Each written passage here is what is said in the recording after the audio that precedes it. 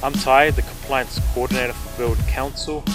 I'm responsible for the parking officers and rangers, and our team is responsible for a wide variety of functions including parking enforcement, building matters, companion animals, health matters, and many more. I did an inspection regarding a complaint about an illegal boarding house. I inspected the house and the garage, and it was pretty obvious that the garage had been subdivided into 4 or 5 bedrooms, which indicates that it's an illegal boarding house.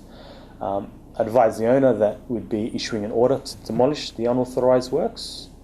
I went away back to work and issued the order.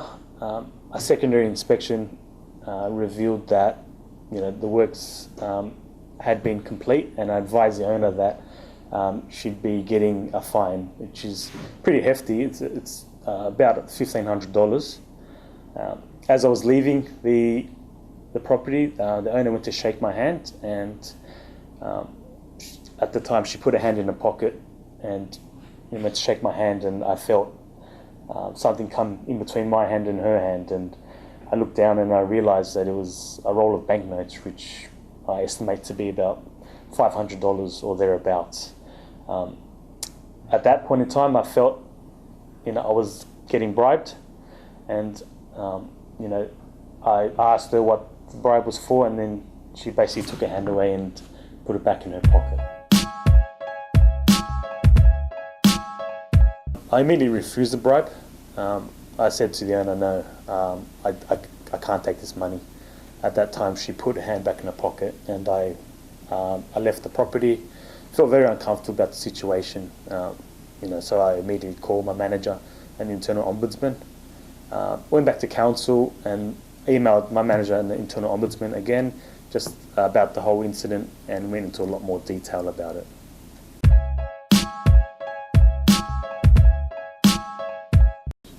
I refused because council has policies in place regarding code of conduct and ethical standards. Working for council and local government, it is an expectation to adhere to the policy, and an expectation to do the right thing by the policy. So Ty, in this situation, you were away from the public eye. It was just you and this lady. You could have easily taken the bribe, but you decided not to do it. So why did you refuse it?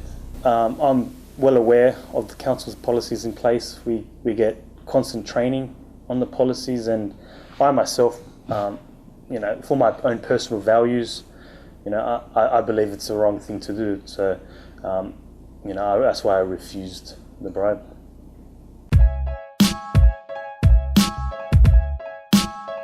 Ethical behaviour to me is, doing the right thing and applying council policy in your day-to-day work. Most importantly, it's being fair and consistent in what you do, and especially in my role as a compliance officer, I have to apply law fair and consistently to everyone. Specifically in this situation, where we had an illegal boarding house, with 4 or 5 illegal bedrooms, the means of the fire safety measures aren't there, and if something were to happen, say a fire, the consequences can be fatal, because they wouldn't have the proper means of escape and whatnot. So, I don't want that on my hands if anything were to happen. So, acting in an ethical way and doing my job properly is in my core values.